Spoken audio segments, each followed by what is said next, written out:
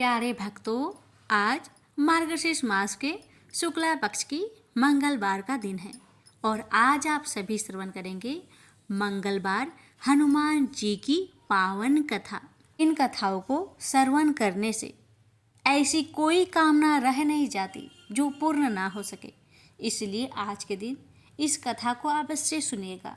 प्रेम से बोलिए सीताराम की जय, पवन पुत्र हनुमान की जय। यह कथा है भगवती सती का संदेह निरूपण। पुराणों में हनुमान जी के जन्म एवं चरित्र का अनेक रूपों में वर्णन मिलता है।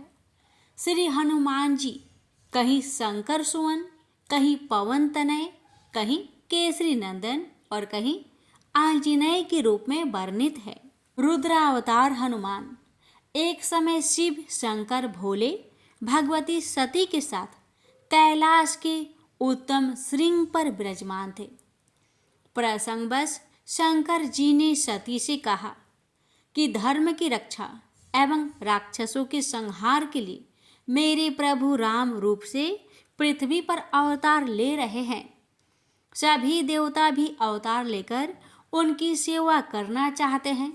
शंकर जी ने कहा कि वे भी अवतार लेकर उनकी सेवा कर अपना जीवन सफल बनाना चाहते हैं।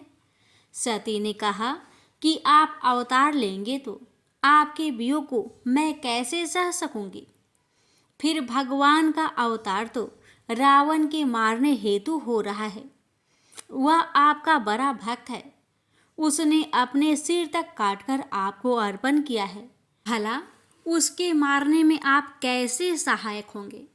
भगवान शंकर ने कहा कि मैं एक रूप से अवतार लेकर उनकी सेवा करूंगा और एक रूप से तुम्हारे साथ रहकर उनकी लीलाएं दिखाऊंगा। रह गया तुम्हारा संदेह, रावण ने मेरी भक्ति अवश्य की है, पर उसने मेरे एक अंश की अवहेलना भी की है। मैं 11 रूपों में रहता हूँ। उसने 10 सिर चढ़ाकर मेरी पूजा की थी। मेरे एक अंश को बिना पूजा किए छोड़ दिया था। अब मैं उसी अंश के रूप में उसके विरुद्ध युद्ध कर सकता हूँ और अपने प्रभु श्री राम की सेवा भी कर सकता हूँ। मैंने वायु देवता के द्वारा अंजना के गर्भ से अवतार लेने का निश्चय किया है। यह सुनकर भगवती सती प्रसन्न हो गई। इस प्रकार भगवान शंकर ही हनुमान जी के रूप में अवतरित हुए। इस तथ्य की पुष्टि पुराणों की आख्यायिकाओं से होती है। गोस्वामी तुलसीदास जी ने भी दोहाबली 142 में लिखा है, जे ही शरीर रति राम सो सोई, आदर ही सुजान रुद्र देह तजी, नेह बस बानर भे हनुमान। प्रेम से बोलिए श्री सीता रामाय नमः। श्री हनुमान जी की उत्पत्ति। श्री हनुमान जी की उत्पत्ति के संबंध में शास्त्रों में विभिन्न कथाएं उपलब्ध है। देवताओं और दैत्यों में अमृत वितरण के लिए श्री विष्णु भगवान ने मोहिनी रूप धारण किया था। अप्रकाम भगवान शंकर के मन में भगवान विष्णु के उस विशिष्ट रूप के दर्शन की प्रबल इच्छा उद्धित हुई। गंगाधर माता पार्वती के साथ क्षीराब्धि के तट पर पहुँचे। उन्होंने स्तवन किया। लक्ष्मीपति प्रकट हुए। देवाधिदेव महादेव ने निवेदन किया, प्रभु अमृत वितरण के समय आपने परम लावण्यमय जिस मोहिनी स्त्री का रूप धारण किया था और जिसे देखकर देवता दानव सभी मोहित हो गए थे, मैं आपके उस रूप का दर्शन करना चाहता हूँ। लक्ष्मीपति ने हंसते हुए कहा, देवाधिदेव महादेव, आप योगियों के उपास्य एवं मदन का दहन करने वाले हैं। आपके लिए मेरी मोहिनी स्त्री रूप का कोई महत्व नहीं है। फिर भी शिव जी ने उस मोहिनी स्वरूप के दर्शन पाने का सहग्र निवेदन किया। तथास्तु भगवान विष्णु अंतर्ध्यान हो गए। माता पार्वती सहित भगवान शंकर उस सुखद वन में प्रांत में विद्यमान थे। वन में पूर्णतया बसंत छा गया। वृक्षों में नए कोमल पत्ते निकल आए। सर्वत्र पुष्प खिले थे। सुगंधित सुमनों पर भ्रमर गुजार कर रहे थे। शीतल मंद समीर बह रहे थे। सहसा योगियों के उपास्य त्रिनेत्र ने कुछ दूर पर लता ओट में एक अत्यंत रूपवती स्त्री को देखा। कामाड़ी आधीर होने लगे। भोलेनाथ को अपनी भी सुध ना रही। उस अप्रीतिम सौंदर्य शालिनी मोहिनी की तरफ भोलेनाथ दौड़े। मोहिनी भागने लगी। वनों, पर्वतों, ऋषियों के आश्रमों एवं देवलोक में भी भगवान शंकर मोहिनी के पीछे दौरा लगाने लगे। माता पार्वती, शिवगण, सुरगण, ऋषिगण सभी आश्चर्यचकित हो यह दृश्य देख रहे थे, पर थे सभी मौन। अंततः योगीराज शिव का रेतस स्खलित हुआ। अब उन्हें अपनी स्थिति का भान हुआ। भगवान शंकर ने ध्यान किया। भगवान विष्णु चतुर्भुज रूप में प्रकट हो गए। उनका दर्शन कर कपूर गौरे भी माता पार्वती के साथ कैलाश के लिए चल पड़े। भगवान शंकर का अमोघ वीर्य व्यर्थ कैसे जाता। उस वीर्य का राम कार्य के सिद्धि के लिए प्रयोग करने की दृष्टि से भगवान शंकर ने सप्त ऋषियों को प्रेरित किया। उन्होंने उस वीर्य को पत्ते पर ले लिया और समय से उसे केसरी पत्नी अंजना में कर्ण मार्ग से प्रवेश करा दिया। उसके फलस्वरूप श्री हनुमान जी प्रकट हुए। प्रेम से बोलिए हर हर महादेव। माता पार्वती की जय। स्कंद एवं भविष्योत्तर पुराणों में ऐसी कथा आती है कि केसरी की पत्नी अंजना अनपत्य दुख से दुखी होकर मतंग ऋषि के पास जाकर रोती हुई कहने लगी, मुनि, मेरे पुत्र नहीं है, पुत्र प्राप्ति का कोई उपाय बतलाइए। ऋषि ने कहा कि पंपा सरोवर से पूर्व दिशा में 50 योजन पर नरसिंहाश्रम है। उसकी दक्षिण दिशा में नारायण गिरी पर स्वामी तीर्थ है। उसके एक कोस उत्तर में आकाश गंगा तीर्थ है। वहाँ जाकर उसमें स्नान करके 12 वर्ष तक तप करने से तुझे गुणवान पुत्र उत्पन्न होगा। मतंग ऋषि के ऐसा कहने पर वह नारायण गिरी पर गई। स्वामी पुष्करिणी में स्नान किया और अश्वत्थकी पर दक्षिणा एवं भगवान को प्रणाम करके आकाश गंगा तीर्थ में रहने वाले मुनियों एवं अपने पति की आज्ञा लेकर उपवास करती हुई बाह्य भोग छोड़कर तप करने लगी। इस प्रकार तप करते पूरे 12 वर्ष बीत गए। अंजना के कठोर तपश्चरण से तुष्ट वायु देवता प्रकट हुए। वायु देवता का प्रत्यक्ष दर्शन प्राप्त कर अंजना ने उनसे उत्तम पुत्र प्रदान करने का वर मांगा।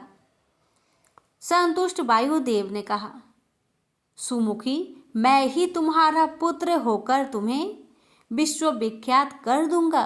वर प्राप्त कर अंजना देवी की प्रसन्नता की सीमा न रही। यह संवाद पाकर कपिराज केसरी भी अत्यंत मोदित हुए।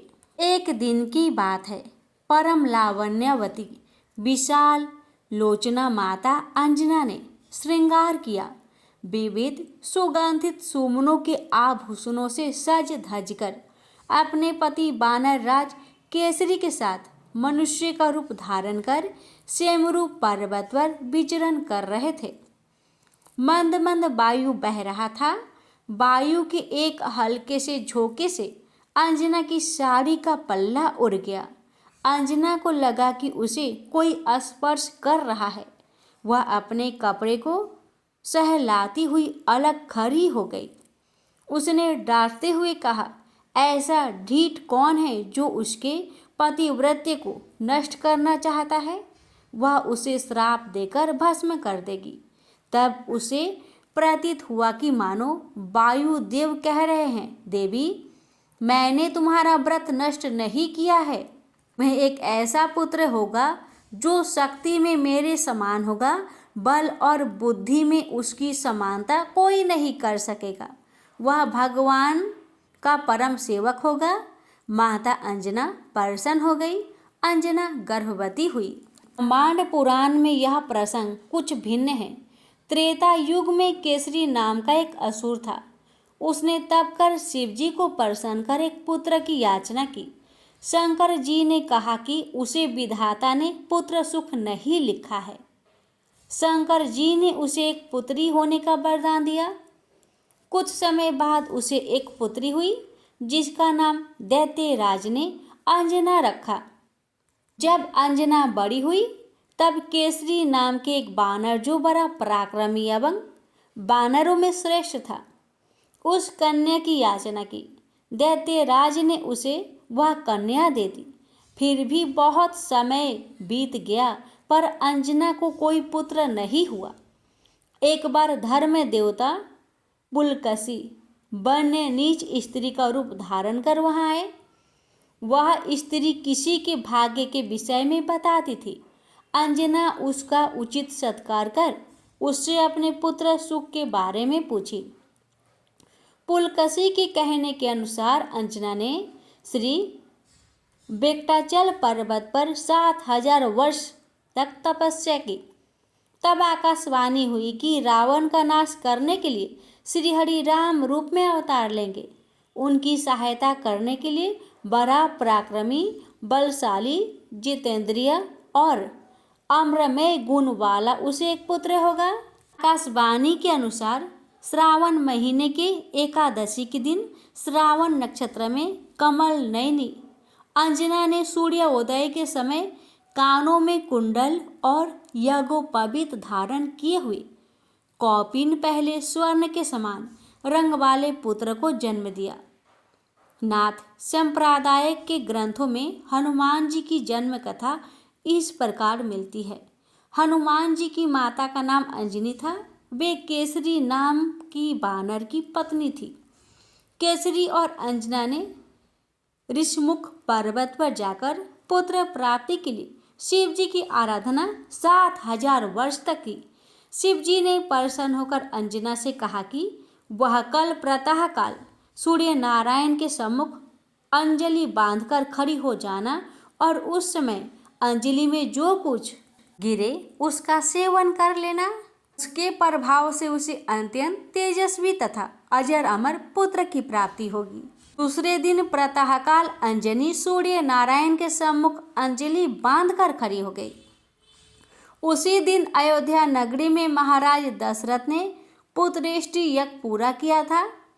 अग्निदेव की आज्ञा अनुसार अग्नि देवता द्वारा प्रदत्त हवि को राजा दशरथ ने हविष्यान खीर आधा भाग बड़ी रानी कौशल्या को दिया और शेष आधे के 2 भाग किए, जिनमें से 1 भाग केकई को दिया।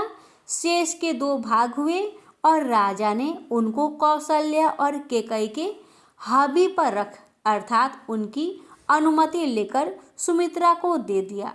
रानी केकई के हाथ से एक चील झपटा मारकर हवि का कुछ अंश अपनी चोंच में भरकर आकाश में उड़ गया।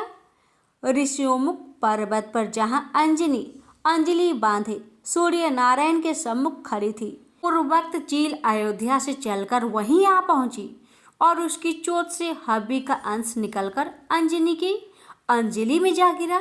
अंजनी ने उसे सूर्य नारायण का दिया हुआ प्रसाद समझकर ग्रहण कर लिया। फलस्वरूप उनके गर्भ से श्री राम भक्त हनुमान जी का जन्म हुआ। तथा अंजना अपनी प्राण प्रिय पुत्र हनुमान जी का लालन पालन बड़े ही मन योग पूर्व करती थी। कपिराज केसरी भी उन्हें अतिशय दुलार प्यार करते। एक दिन कपिराज केसरी कहीं बाहर गए थे। माता अंजना भी बालक को घर में अकेले छोड़कर वन में फल फूल लेने चली गई। बालक हनुमान को भूख लगी। घर में खाने के लिए कोई वस्तु नहीं मिली। सहसा उनकी दृष्टि प्राची के शिक्षित पर गई। अरुणोदय हो रहा था। उन्होंने सूर्य के अरुण बिंब को लाल फल समझा। हनुमान जी उछले और वायु वेग से आकाश में उड़ने लगे। वह देखकर देव दानव सभी विस्मित थे। कहने लगे, इस वायु पुत्र के वेग के तुल्य वेग तो स्वयं वायु, गरुड़ और मन में भी नहीं है। इसी वायु में शिशु का ऐसा वेग और पराक्रम है तो यौवन काल में इसकी शक्ति कैसे होगी। सूर्य की प्रखर किरणों से सुलझने के भय को देखकर वायु बर्फ के समान शीतल होकर उनके साथ चलने लगा। आंसुमाली ने भी अपनी किरणें शीतल कर ली। हनुमान जी सूर्य के रथ पर पहुंचकर उनके साथ क्रीड़ा करने लगे। संयोग की बात, उस दिन अमावस्या तिथि थी। सिंही का पुत्र राहु सूर्य देव को ग्रसने के लिए आया। हनुमान जी ने उसे पकड़ लिया। उनकी ब्रज मुट्ठी में दबकर राहु छटपटाने लगा। वह किसी प्रकार प्राण बचाकर भागा। वह सीधा सुरपति इंद्र के पास जाकर अपनी शिकायत की। राहु की विस्मयकारी वाणी सुनकर इंद्र अपने ऐरावत पर बैठकर घटना स्थल की ओर चले। राहु उनके आगे आगे चल रहा था। बस अब क्या था, मारुति नंदन राहु को सुंदर भक्ष्य समझकर पुनः उस पर टूट पड़े। सुरेंद्र राहु की रक्षा के लिए दौड़े। तब हनुमान जी ने ऐरावत को देखा तो उसे सुंदर सुबाहु खाद्य समझा। वे ऐरावत पर झपटे। उस समय हनुमान जी प्रज्वलित अग्नि की भांति प्रतीत हो रहे थे। इंद्र डर गए। अपनी रक्षा के लिए उन्होंने बालक पर वज्र से प्रहार किया। हनुमान जी की बाई हनु ठुठनी टूट गई। वे छटपटाते हुए पर्वत शिखर पर गिरकर मूर्छित हो गए। अपने प्राण प्रिय पुत्र की दशा देखकर वायुदेव ने अत्यंत कुपित होकर अपनी गति रोक दी। फिर तो संसार के समस्त प्राणियों में श्वास आदि का संचार रुक गया। विश्व के सभी प्राणी सूखे काठ की तरह अवसन्न हो गए। उनके सारे धर्म कर्म रुक गए। देवदानव मुनि सभी ब्रह्मा जी के पास दौड़े। ब्रह्मा जी सबके साथ उस गिरी गुहा में पहुंचे जहां पवन देव अपने पुत्र को अंक में लेकर दुखातिरेक से आंसू बहा रहे थे। मूर्छित हनुमान की सूर्य अग्नि एवं स्वर्ण के समान अंग कांति देखकर चतुर्भुज चकित हो गए। पवन देवता विधाता के चरणों पर गिर पड़े। चतुरानन बालक हनुमान के अंगों पर अपना कर कमल फेरने लगे। हनुमान जी की मूर्छा दूर हो गई। वे उठकर बैठ गए। अब पवन देव पूर्वतः बहने लगे। त्रिलोकों को जीवन दान मिला। ब्रह्मा ने संतुष्ट होकर हनुमान जी को वर दिया कि इस बालक को ब्रह्म श्राप नहीं लगेगा और इसका कोई अंग भी कभी भी अस्त्र शस्त्र से नहीं छिद्र सकेगा। ब्रह्मा ने ब्रह्म ज्ञान दिया, साथ ही ब्रह्म शास्त्र में ब्रह्म पास से भी मुक्त कर दिया। देवराज इंद्र ने कहा कि उनके हाथ से वज्र के द्वारा इस बालक की हनु थुथनी टूट गई थी, इसलिए इस कपिश्रेष्ठ का नाम हनुमान होगा। उन्होंने और यह कहा कि उनके वज्र का कोई प्रभाव इस बालक पर नहीं पड़ेगा तथा इसका शरीर उनके वज्र से भी अधिक कठोर होगा। सूर्य ने कहा, मैं इसे अपने तेज का शतांश प्रदान करता हूँ, साथ ही समय पर इसे शिक्षा देकर शास्त्र मर्मज्ञ भी बना दूंगा। संपूर्ण वेद शास्त्रों का अध्ययन करा दूंगा। यह आदित्य विद्वान और वक्ता होगा।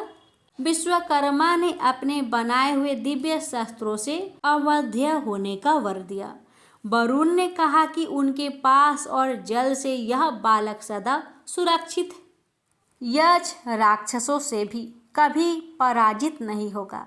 यमदेव ने कहा कि यह निरोग और यमराज के दंड से सदा अवध्य रहेगा। भगवान शंकर ने वर प्रदान किया, यह मुझसे और मेरे अयुध्यों से सदा अवध्य रहेगा। फिर प्रसन्न चतुरानन ने पवन देव से कहा, मारुत, तुम्हारा यह पुत्र शत्रुओं के लिए भयंकर और मित्रों के लिए अभय देने वाला होगा। इसे युद्ध में कोई पराजित नहीं कर सकेगा।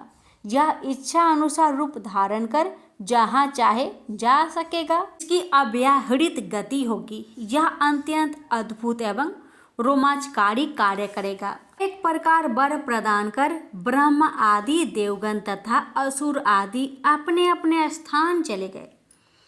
बालक हनुमान बड़े ही चंचल और नटखट थे। क्यों न होते? एक तो प्रलयंकर रुद्र अवतार थे, दूसरे कपि शावक उस पर देवताओं द्वारा प्रदत्त अमाघ वरदान। मृगराज का पूंछ पकड़कर उसे चारों ओर घुमाते, हाथी को पकड़कर उसकी शक्ति का अनुमान लगाते, कभी वृक्षों को मूल सहिला हिला देते, पर्वतों पर छलांग मारते रहते। हनुमान जी तपस्वी मुनियों के आश्रम में चले जाते, वहाँ कुछ न कुछ चपलता करते रहते। एक ऋषि का आसन दूसरे ऋषि के समीप रख देते, किसी का मृग चर्म ओढ़कर पेड़ों पर कूदते या उसे किसी वृक्ष पर टांग देते, किसी की कमंडलू का जल फेंक देते और कमंडलू तोड़ देते, किसी की कॉपिन तो किसी के पाठ की पोथी अपने दांतों और हाथों से फाड़ कर फेंक देते, मुनि की दाढ़ी निचोड़ कर भाग जाते, यागोपयोगी पात्र नष्ट कर देते, सुख सुना आदि को तोड़ देते, मुनियों के बकलों को चीर फाड़ कर फेंक देते थे। हनुमान जी की इन सभी चपलताओं के कारण ऋषियों को बड़ा क्लेश पहुंचता। ऋषियों ने सोचा कि इसे अमित शक्ति है, जिसे यदि शासित नहीं रखा जाए तो अनेक तरह के कष्ट का कारण होगी। यदि यह अपना बल भूल जाए तो इसका यथार्थ हित हो सकता है। इस कारण ऋषियों ने हनुमान जी को श्राप दे दिया, वानरवीर, तुम जिस बल का आश्रय लेकर हमें सता रहे हो उसे हमारे श्राप से मोहित होकर दीर्घ काल तक भूले रहोगे। तुम्हें अपने बल का पता नहीं चलेगा। जब कोई तुम्हें तुम्हारे बल पराक्रम का स्मरण कराएगा तभी तुम्हारा बल बढ़ेगा। तपस्वी ऋषियों के इस श्राप से पवन कुमार का तेज और ओज कम हो गया। वे अत्यंत सौम्य स्वभाव के हो गए। अब वे शांत भाव से आश्रमों में विचरण करते। इनके कोमल स्वभाव और मृदुल व्यवहार से ऋषि मुनि प्रसन्न रहने लगे। प्रेम से बोलिए पवन पुत्र हनुमान की जय। प्यारे भक्तों, अब इससे आगे की हनुमान जी की कथा आप अगले मंगलवार के वीडियो में सुनेंगे। अब आप सुनिए मंगलवार की व्रत कथा चालीसा आरती सहित। आपसे हमारी निवेदन है कि हमारी कथा अगर अच्छी लगे तो प्लीज़ इस वीडियो को ज़्यादा से ज़्यादा शेयर करें। हनुमान जी आप सभी भक्तों की हर मनोकामना को पूर्ण करें। सुनिए मंगलवार व्रत कथा। बहुत समय पहले की बात है। किसी गांव में एक बुढ़िया रहती थी। वह मंगल देव को अपना इष्ट मानती थी। मंगलवार के दिन वह ना तो घर लिपती थी और ना ही धरती खोदा करती थी। हर मंगलवार को वह मंगल देव का व्रत रखती थी। उसका एक पुत्र था जो मंगलवार के दिन ही पैदा हुआ था, इसलिए वह उसे मांगलिया कहकर पुकारा करती थी। बुढ़िया की श्रद्धा देखकर स्वयं मंगल देव ने उसकी परीक्षा लेने की ठानी और साधु का भेष बनाकर उसके घर मंगलवार के दिन ही पहुंच गए। वह बुढ़िया से बोले कि मुझे भोजन बनाना है, तू थोड़ी सी धरती लीप दे तो मैं भोजन बना लूं। बुढ़िया ने कहा कि महाराज, मैं मंगलवार की व्रती हूँ, मैं आज के दिन धरती नहीं लिपती, मैं जल का छिड़काव कर देती हूँ, आप उस पर भोजन बना ले। उसकी बात सुन साधु ने हठ पकड़ ली कि मैं तो लिपी हुई धरती पर ही भोजन बनाता हूँ। बुढ़िया ने भी रट पकड़ ली कि आज तो धरती ना लिप सकूंगी, इसके अलावा आप जो भी करने को कहेंगे मैं करूंगी। उसकी बात सुन साधु ने वचन लिया कि धरती लिपने के अलावा जो कहूँ करना पड़ेगा। बुढ़िया ने 3 बार वचन दे दिया। अब साधु ने कहा कि अपने बेटे को बुला दे, मैं उसकी पीठ पर अंगीठी जलाकर खाना बना लूंगा। साधु की बात सुनकर बुढ़िया के होश उड़ गए, पर वह मंगल देव को साक्षी मानकर वचन दे चुकी थी। उसने मंगल देव का स्मरण कर अपने बेटे को बुलाकर साधु के पास भेज दिया। साधु ने कहा कि माँ, तू ही अपने बेटे को लेटा और अंगीठी सुलाग दे। बुढ़िया ने मंगल देव का स्मरण करते हुए बेटे को अवधार लिटाकर अंगूठी जला दी और साधु महाराज को बोलकर अपना काम करने लगी। जब साधु महाराज का खाना बन गया तब उन्होंने बुढ़िया को आवाज दी और कहा कि अपने बेटे को बुला दे, वो भी भोग ले लेगा। बुढ़िया ने हैरान होकर कहा कि महाराज, अभी तो आपने उसकी पीठ पर खाना बनाया है, अब वह कहाँ से आएगा? आप कृपया भोजन ग्रहण करें और जहाँ जाना हो जाए, मुझे और दुखी ना करे। साधु ने हठ पकड़ ली कि अपने बेटे को आवाज दे। साधु की बात सुन बुढ़िया ने जैसे ही कहा, मांग लिया, ओ मांग लिया, उसका बेटा दौड़ता हुआ आ गया। बेटे को देखकर बुढ़िया चकित रह गई। तब साधु महाराज ने कहा, माँ, तेरा व्रत सफल हो गया। तेरी अपने इष्ट देव में अटल श्रद्धा है, इसलिए आज के बाद वे हर तरह से तेरी रक्षा करेंगे। तुझे कभी भी कोई कष्ट ना होगा। मंगलवार का व्रत सभी प्रकार के सुख प्राप्त करने, रक्त विकार दूर करने, राज्य सम्मान पाने और पुत्र प्राप्ति के लिए किया जाता है। इस व्रत को रखने से मनुष्य के समस्त पाप नष्ट हो जाते हैं। यह व्रत 21 सप्ताह तक किया जाना चाहिए। व्रत के दौरान गेहूं और गुड़ से बने आहार ही ग्रहण किए जाने चाहिए। भोजन दिन या रात में केवल एक बार ही किया जाना चाहिए। इस व्रत के अंत में हनुमान जी की पूजा करनी चाहिए। पूजा के समय लाल रंग के वस्त्र पहने और हनुमान जी को लाल रंग के फूल ही चढ़ाए। पूजा के बाद मंगलवार व्रत की कथा सुननी चाहिए और अंत में हनुमान जी की आरती करनी चाहिए। इस तरह विधि पूर्वक और पूरी श्रद्धा से व्रत किए जाने पर मंगलदेव प्रसन्न होते हैं और भक्त पर अपनी कृपा बरसाते हैं। प्रेम से बोलिए सिया रामचंद्र की जय, पवन पुत्र हनुमान की जय। व्यास जी ने कहा, एक बार नैमिषारण्य तीर्थ में 80,000 मुनि एकत्र होकर पुराणों के ज्ञाता श्री सूत जी से पूछने लगे, हे महामुने, आपने हमें अनेक पुराणों की कथाएं सुनाई हैं। आप कृपा करके हमें ऐसा व्रत और कथा बताइए जिसके करने से संतान की प्राप्ति हो तथा मनुष्य को रोग, शोक, अग्नि, सर्व दुख आदि का भय दूर हो, क्योंकि कलयुग में सभी जीवों की आयु बहुत कम है। फिर इस पर उन्हें रोग, चिंता के कष्ट लगे रहेंगे तो फिर वह श्री हरि के चरणों में अपना ध्यान कैसे लगा सकेंगे। श्री सूत जी बोले, हे मुनियों, आपने लोक कल्याण के लिए बहुत ही उत्तम बात पूछी है। एक बार युधिष्ठिर ने भगवान श्री कृष्ण से लोक कल्याण के लिए यही प्रश्न किया था। भगवान श्री कृष्ण और युधिष्ठिर का संवाद तुम्हारे सामने कहता हूँ, ध्यान देकर सुनो। एक समय पांडवों की सभा में श्री कृष्ण जी बैठे हुए थे। तब युधिष्ठिर ने भगवान श्री कृष्ण से प्रश्न किया, हे प्रभु, नंद नंदन, गोविंद, आपने मेरे लिए अनेकों कथाएं सुनाई हैं। आज आप कृपा करके ऐसा व्रत या कथा सुनाइए जिसके करने से मनुष्य को रोग, चिंता का भय समाप्त हो और उसको पुत्र की प्राप्ति हो। हे प्रभु, बिना पुत्र के जीवन व्यर्थ है। पुत्र के बिना मनुष्य नरकगामी होता है। पुत्र के बिना मनुष्य पितृ ऋण से छुटकारा नहीं पा सकता और ना ही उसका पुण्यक नामक नरक से उद्धार हो सकता है। अतः पुत्रदायक व्रत बतलाइए। श्री कृष्ण भगवान बोले, हे राजन, मैं एक प्राचीन इतिहास सुनाता हूँ, आप उसे ध्यान पूर्वक सुनो। कुंडलपुर नामक एक नगर था। उसमें नंदा नामक एक ब्राह्मण रहता था।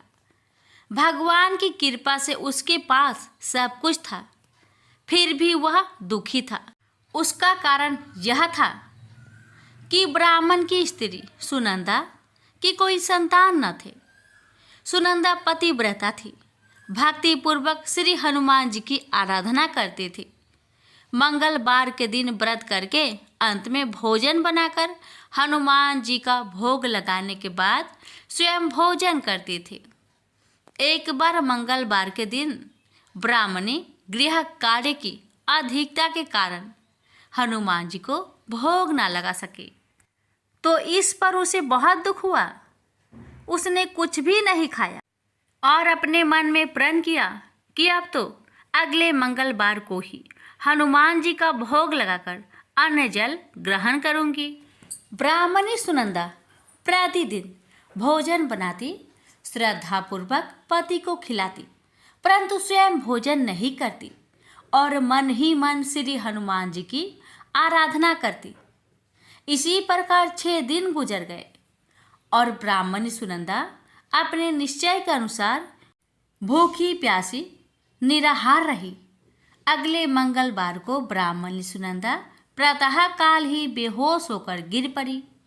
ब्राह्मणी सुनंदा की इस असीम भक्ति के प्रभाव से श्री हनुमान जी बहुत प्रसन्न हुए और प्रकट होकर बोले, सुनंदा, मैं तेरी भक्ति से बहुत प्रसन्न हूँ, तू उठ और वर मांग।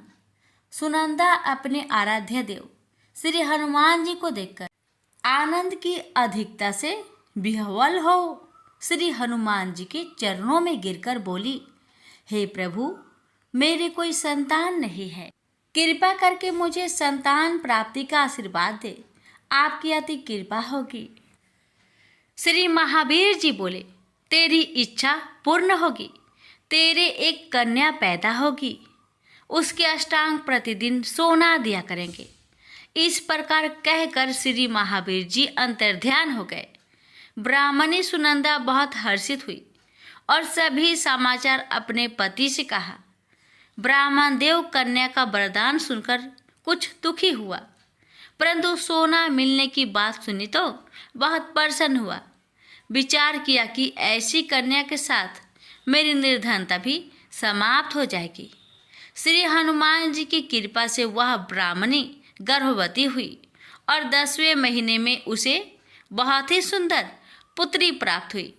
यह बच्ची अपने पिता के घर में ठीक उसी तरह बढ़ने लगी जिस प्रकार शुक्ला पक्ष की चंद्रमा बढ़ता है। 10वें दिन ब्राह्मण ने उस बालिका का नामकरण संस्कार कराया। उसके कुल पुरोहित ने उस बालिका का नाम रत्नावली रखा, क्योंकि यह कन्या सोना प्रदान किया करती थी। इस कन्या ने पूर्व जन्म में बड़े ही विधान से मंगल देव का व्रत किया था। रत्नावली का अष्टांग बहुत सा सोना देता था। उस सोने से नंदा ब्राह्मण बहुत ही धनवान हो गया। अब ब्राह्मणी भी बहुत अभिमानी करने लगी। समय बीतता रहा। अब रत्नावली 10 वर्ष की हो चुकी। एक दिन जब नंदा ब्राह्मण प्रसन्नचित्त था, तब सुनंदा ने अपने पति से कहा, मेरी पुत्री रत्नावली विवाह की योग हो गई है, अतः आप कोई सुंदर तथा योग वर देकर इसका विवाह कर दे। यह सुन ब्राह्मण बोला, अभी तो रत्नावली बहुत छोटी है। तब ब्राह्मणी बोली, शास्त्रों की आज्ञा है कि कन्या 8वें वर्ष में गौरी, 9 वर्ष में रोहिणी, 10वें वर्ष में कन्या, इसके पश्चात रजवाला हो जाती है। गौरी के दान से पाताल लोक की प्राप्ति होती है, रोहिणी के दान से वैकुंठ लोक की प्राप्ति होती है, कन्या के दान से इंद्रलोक में सुखों की प्राप्ति होती है। अगर हे पतिदेव रजवाला का दान किया जाता है तो घोर नरक की प्राप्ति होती है। इस पर ब्राह्मण बोला, अभी तो रत्नावली मात्र 10 ही वर्ष की है और मैंने तो 16-16 साल की कन्याओं का विवाह कराए हैं, अभी जल्दी क्या है। तब ब्राह्मणी सुनंदा बोली, आपको तो लोभ अधिक हो गया है। शास्त्रों में कहा गया है कि माता पिता और बड़ा भाई रजवाला कन्या को देखते हैं तो वह अवश्य नरकगामी होते हैं। तब ब्राह्मण बोला, अच्छी बात है, कल मैं अवश्य ही योग वर की तलाश में अपना दूत भेजूंगा। दूसरे दिन ब्राह्मण ने अपने दूत को बुलाया और आज्ञा दी कि जैसी सुंदर मेरी कन्या है वैसा ही सुंदर वर उसके लिए तलाश करो। दूत अपने स्वामी की आज्ञा पाकर निकल पड़ा। पंपई नगर में उसने एक सुंदर लड़के को देखा। यह बालक एक ब्राह्मण परिवार का बहुत गुणवान पुत्र था। इसका नाम सोमेश्वर था। दूत ने इस सुंदर व गुणवान ब्राह्मण पुत्र के बारे में अपने स्वामी को पूर्ण विवरण दिया। ब्राह्मण नंदा को भी सोमेश्वर अच्छा लगा और फिर शुभ मुहूर्त में विधि पूर्वक कन्यादान करके ब्राह्मण ब्राह्मणी संतुष्ट हुए। परंतु ब्राह्मण के मन तो लोभ समाया हुआ था। उसने कन्यादान तो कर दिया था पर वह बहुत खिन्न भी था। उसने विचार किया कि रत्नावाली तो अब चली जाएगी और मुझे इससे जो सोना मिलता था वह अब मिलेगा नहीं। मेरे पास जो धन था कुछ तो इसके विवाह में खर्च हो गया और जो शेष बचा है वह भी कुछ दिनों के पश्चात समाप्त हो जाएगा। मैंने तो इसका विवाह करके बहुत बड़ी भूल कर दी है। अब कोई ऐसा उपाय हो कि रत्नावाली मेरे घर में ही बनी रहे, अपनी ससुराल ना जावे। लोभ रूपी राक्षस ब्राह्मण के मस्तिष्क पर छाता जा रहा था। रात भर अपनी सैया पर बेचैनी से करवटें बदलते बदलते उसने एक बहुत ही क्रूर निर्णय लिया। उसने विचार किया कि जब रत्नावाली को लेकर उसका पति सोमेश्वर अपने घर के लिए जाएगा तो वह मार्ग में छिपकर सोमेश्वर का वध कर देगा और अपनी लड़की को अपने घर ले आएगा, जिससे नियमित रूप से उसे सोना भी मिलता रहेगा और समाज का कोई मनुष्य उसे दोष भी नहीं दे सकेगा। प्रातःकाल हुआ तो नंदा और सुनंदा ने अपने जामाई तथा लड़की को बहुत सारा धन देकर विदा किया। सोमेश्वर अपनी पत्नी रत्नावली को लेकर ससुराल से अपने घर की तरफ चल दिया। ब्राह्मण नंदा महालोभ के वशीभूत हो अपने मति खो चुका था। पाप पुण्य को उसे विचार न रहा था। अपने भयानक व क्रूर निर्णय को कार्य रूप देने के लिए उसने अपने दूत को मार्ग में अपने जामाई का वध करने के लिए भेज दिया था, ताकि रत्नावली से प्राप्त होने वाला सोना उसे हमेशा मिलता रहे और वो कभी निर्धन ना हो। ब्राह्मण के दूत ने अपने स्वामी की आज्ञा का पालन करते हुए उसके जमाई सोमेश्वर का मार्ग में ही वध कर दिया। समाचार प्राप्त कर ब्राह्मण नंदा मार्ग में पहुंचा और रुदन करते अपनी पुत्री रत्नावली से बोला, हे पुत्री, मार्ग में लुटेरों ने तेरे पति का वध कर दिया है। भगवान की इच्छा के आगे किसी का कोई बस नहीं चलता है। अब तू घर चल, वहां पर ही रहकर शेष जीवन व्यतीत करना। जो भाग्य में लिखा है वही होगा। अपने पति की अकाल मृत्यु से रत्नावली बहुत दुखी हुई।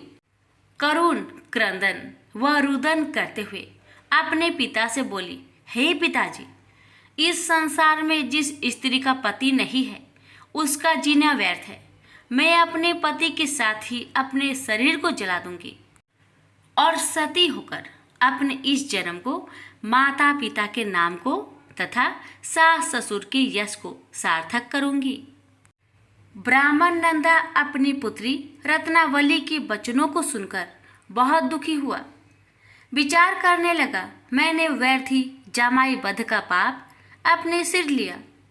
रत्नावली तो उसके पीछे अपने प्राण तक देने को तैयार हो। मेरा तो दोनों तरफ से मरण हो गया। धन तो अब मिलेगा नहीं। जामाई वध के पाप के फलस्वरूप यम यातना भी भुगतनी पड़ेगी। यह सोचकर वह बहुत खिन्न हुआ। सोमेश्वर की चिता बनाई गई। रत्नावली सती होने की इच्छा से अपने पति का सिर अपनी गोद में रखकर चिता में बैठ गई। जैसे ही सोमेश्वर की चिता को अग्नि लगाई गई, वैसे ही प्रसन्न हो मंगलदेव वहां प्रकट हुए और बोले, हे रत्नावली, मैं तेरी पति भक्ति से बहुत प्रसन्न हूँ। तू वर मांग, रत्नावली ने अपने पति का जीवन दान मांगा। तब मंगलदेव बोले, रत्नावली, तेरा पति अजर अमर है, यह महाविद्वान भी होगा, और इसके अतिरिक्त तेरी जो इच्छा हो वर मांग। तब रत्नावली बोली, हे ग्रहों के स्वामी, यदि आप मुझ पर प्रसन्न हैं तो मुझे यह वरदान दीजिए कि जो भी मनुष्य मंगलवार के दिन प्रातः काल लाल पुष्प लाल चंदन से पूजा करके आपका स्मरण करे, उसको रोग व्याधि ना हो, सज्जनों का कभी वियोग ना हो, सर्प अग्नि तथा शत्रुओं का भय ना रहे। जो स्त्री मंगलवार का व्रत करे वह कभी विधवा ना हो। मंगलदेव तथास्तु कहकर अंतर्ध्यान हो गए। सोमेश्वर मंगलदेव की कृपा से जीवित हो उठा। रत्नावली अपने पति को पुनः प्राप्त कर बहुत प्रसन्न हुई और मंगलदेव का व्रत प्रत्येक मंगलवार को करके व्रतराज और मंगलदेव की कृपा से इस लोक में सुख ऐश्वर्य को भोगते हुए अंत में अपने पति के साथ स्वर्गलोक को गई। प्रेम से बोलिए मंगलदेव की जय। सुनिए हनुमान चालीसा। श्री गुरु चरण सरोज रज, निज मनु मुकरु सुधारि। बरनउँ रघुबर बिमल जसु, जो दायकु फल चारि। बुद्धिहीन तनु जानिके, सुमिरो पावन कुमार। बल बुद्धि विद्या देहु मोहि, हरहु कलेश विकार। जय हनुमान ज्ञान गुण सागर, जय कपीस तिहु लोक उजागर। राम दूत अतुलित बल धामा, अंजनी पुत्र पवन सुत नामा। महावीर विक्रम बजरंगी, कुमति निवार सुमति के संगी। कंचन बरन विराज सुबेसा, कानन कुंडल कुंचित केसा। हाथ ब्रज ओ ध्वजा विराजे, कांधे मूज जनेऊ साजे। शंकर सुवन केसरी नंदन, तेज प्रताप महाजगबंदन। विद्यावान गुणी अति चातुर, राम काज करिबे को आतुर। प्रभु चरित्र सुनिबे को रसिया, राम लखन सीता मन बसिया। सूक्ष्म रूप धरि सियाहि दिखावा, विकट रूप धरि लंक जरावा। भीम रूप धरि असुर संहारे, रामचंद्र के काज सवारे। लाए सजीवन लखन जियाए, श्री रघुवीर हरषि उर लाए। रघुपति किन्हि बहुत बड़ाई, तुम मम प्रिय भरतहि सम भाई। सहस बदन तुम्हरो जस गावे, अस कहि श्रीपति कंठ लगावे। सनकादिक ब्रह्मादि मुनीसा, नारद सारद सहित अहिसा।